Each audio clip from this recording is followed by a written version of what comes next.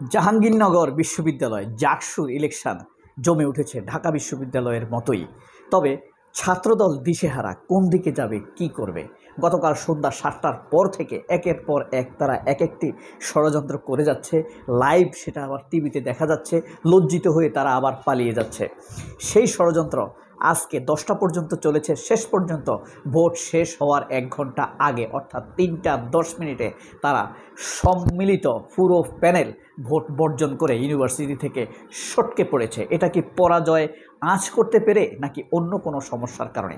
আমরা এর আগে দেখেছি ঢাকা বিশ্ববিদ্যালয়ে যখন ভোট গ্রহণ শেষ হয়েছে তখন তাদের মধ্যে পাগলামি শুরু হয়ে গিয়েছে। এখানে কিন্তু একটা চমৎকার কাজ করেছে ছাত্রদল। সেটি হলো তারা একটি চমৎকার অভিজ্ঞতার পরিচয় দিয়েছে, সেটি বলছি একটু পর। ঢাকা ইউনিভার্সিটিতে তারা চরমভাবে হারার আঁচ করতে পেরে বিভিন্ন রকম অভিযোগ তুলতে পারে। শেষ পর্যন্ত ঘনেশ চন্দ্রকে দিয়ে ভিসির সাথে বেয়াদবি করানো হয় এবং ভিসির পদত্যাগ চাওয়া হয়। বারবার প্রশাসনকে দোষ দেওয়া হচ্ছিল। আমি ভাবছিলাম প্রশাসনকে দোষ দিয়ে যখন ভিসিকে পদত্যাগ চাইছে, কবে যে এভাবে পদত্যাগ চাইতে চাইতে শেষ পর্যন্ত তারেক রহমানের পদত্যাগ চেয়ে বসে, সেটাই আমার কাছে খুব আশ্চর্য লাগে। ভুলে যদি এ কথা ছাত্রদল কখনো বলে বসে, কারণ তারেক রহমানের কাছে প্রতিনিয়তই এই ছাত্রদলকে জবাবদিহিতা করতে হয়। তারেক রহমান খুব স্বাভাবিকভাবে প্রশ্ন করে, খুব স্বাভাবিকভাবে এক্সাম্পল দেয়, তোমরা কি শুধুমাত্র পড়াশোনাই করো? পড়াশোনা যদি এতই করে থাকো তাহলে তোমাদের সিজিপি এর কী অবস্থা, রেজাল্টের কী অবস্থা? সেখানেও তো খুব বেশি ভালো অগ্রগতি দেখা যাচ্ছে না। আর শিবির দেখো পড়াশোনা করছে, ইভেন্ট করছে, তারা আহ্বান করছে, নতুন রিক্রুট করছে, তাদের ভোট ধীরে ধীরে বাড়ছে, জনপ্রিয়তা বাড়ছে। শুধু শিক্ষা প্রতিষ্ঠানে নয়, শিক্ষা প্রতিষ্ঠানের বাইরেও মানুষ তাদেরকে জয় জয়কার করছে, তাদের জন্য দোয়া করছে। জামাত শিবিরের মানুষ না, জামাত শিবিরের বাইরের মানুষও তাদের জন্য প্রার্থনা করছে। ওই যে কোনো এক আমেরিকান প্রফেসর মির্জা গালিব বলেছিল, সাদেক কায়েম এখন জাতির ইমাম। যার পরনায় ডাকসু ইলেকশনের থেকে দেখা যাচ্ছে সাদেক কায়েম ক্রমান্বয়ে জাতির ইমাম হয়ে উঠছে। সেই তুলনায় ছাত্রদলের এত বড় সংগঠন বলে দাবিদার সেই সংগঠনের সাফল্য আসলে কোথায়? এই যে জাহাঙ্গীরনগরে ইলেকশন শুরু হয়েছে, গতকাল সন্ধ্যা থেকে তারা যেভাবে একের পর এক টুইস্ট শুরু করেছে, খালি ব্যালট বাক্স নিয়ে ঢোকা, দরজা খোলা রাখা, মেয়েদের হলে ঢোকা যাওয়া। আশ্চর্য হবেন, আজকে ভোট গ্রহণের 1 ঘন্টার মধ্যে নাম পরিচয়হীন আইডি কার্ড ছাড়া মেয়েদের হলে ঢুকে গেছে। যেই হলে শিক্ষক হলেও, পুরুষ শিক্ষক হলেও ঢুকার নিষেধ, 10 মিনিট আগে ঘন্টা বাজাতে হয়, সেই হলে ছাত্রদলের লোক ঢুকে গিয়েছে। তার উপরে পরিচয়পত্র নেই, তার উপরে জাহাঙ্গীরনগরের ছাত্র নয়। এভাবে একের পর এক কাজ করে যাচ্ছে তারা। তারপরে প্রিন্টিং, ব্যালট, এসব নকল ব্যালট সংগ্রহ থেকে শুরু করে এমন কোনো টুইস্ট অপকর্ম নেই যে তারা করে নেই। এর একটা কারণ আছে। ঢাকা ইউনিভার্সিটিতে all eyes on Dhaka university, the capital university. এখানে সবাই এখানে নজর রাখে, ধরা খেয়ে যাওয়ার সম্ভাবনা থাকে। জাহাঙ্গীরনগর একটু আউটসাইড অফ দ্য ঢাকা, ওখানে যেতেও সময় লাগে, পুলিশ যেতে সময় লাগে পর্যাপ্ত, সাংবাদিক যেতে সময় লাগবে পর্যাপ্ত, যা কাউন্টিংটাই।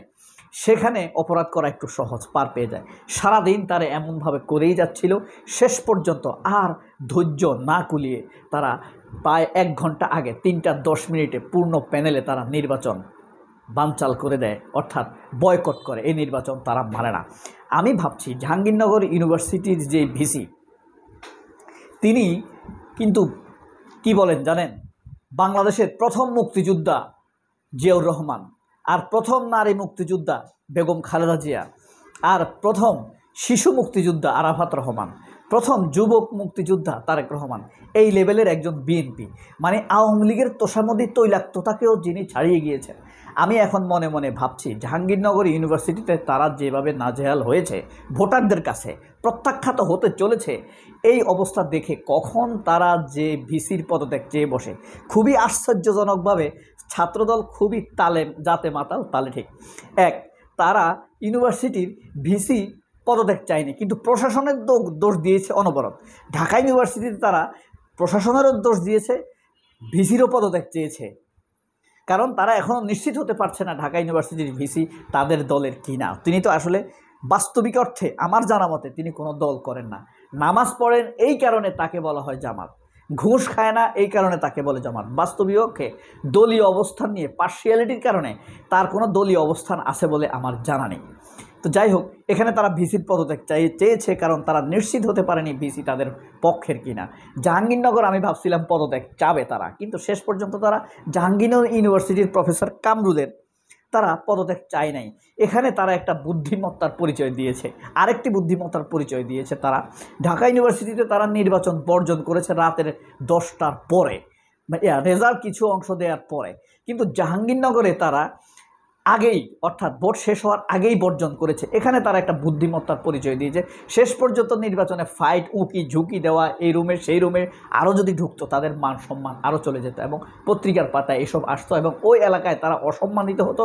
ওই এলাকার চায়ের দোকান, গাড়ির হেল্পার কারোর সাথে তারা চোখ দেখাতে পারতো না। এরকম ব্যক্তিত্বহীন পরিস্থিতি নিয়ে ব্যক্তিত্ব যাইবার তথা গিয়েছেই, আরও ব্যক্তিত্ব নষ্ট হওয়ার দ্বার প্রান্তে তারা অন্তত জেনে যায়নি। এইটুকু অভিজ্ঞতার মূল্য, সম্মান তাদেরকে আপাতত দিতেই হচ্ছে। তো এই যে এখানে ডাকসু গেছে যেই পথে, এখন জাকসু যাচ্ছে সেই পথে। এখন ছাত্রদল যাবে কোন পথে? জাকসুতে ছাত্রদল আসলে কোন পথে? তারেক রহমানকে তারা চেহারা দেখাবে কিভাবে? তারেক রহমানের আবার পদত্যাগ চেয়ে বসে কিনা? প্রশাসন নাকি আঘাত করেছে, কিন্তু তারা ভিসির পদত্যাগ চায়নি। কিন্তু প্রশাসনের ভিসি তাদের ভয়াবহ, তাদের লোক, মানে একদম ওয়েলার্ড তাদের লোক এবং বোতল ভর্তি তাদের লোক, মানে বিএনপি অয়েল কোম্পানির স্টাফ হয়ে গিয়েছে এই জাহাঙ্গীরনগরের ভিসি। কিন্তু দুঃখের না আনন্দের বিষয়, তাদের ট্যালেন্ট ছাত্রদলকে আসলে বাহবা দিতে হয় যে তারা আসলে ভিসির পদত্যাগ চায়নি।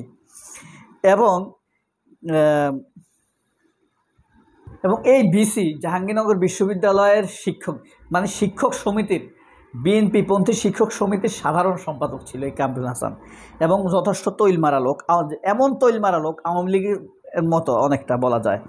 তো বুদ্ধিমত্তা, পারদর্শিতার দিক দিয়ে ছাত্রদলের একটি প্রশংসা আপনি না করে পারবেন না। এক, তারা তারেক রহমানের পদত্যাগ চায় নাই। দ্বিতীয়ত, তারা এই ভিসিরও পদত্যাগ চায় নাই। এখন কথা হলো, এই কাজগুলো কেন ঘটছে?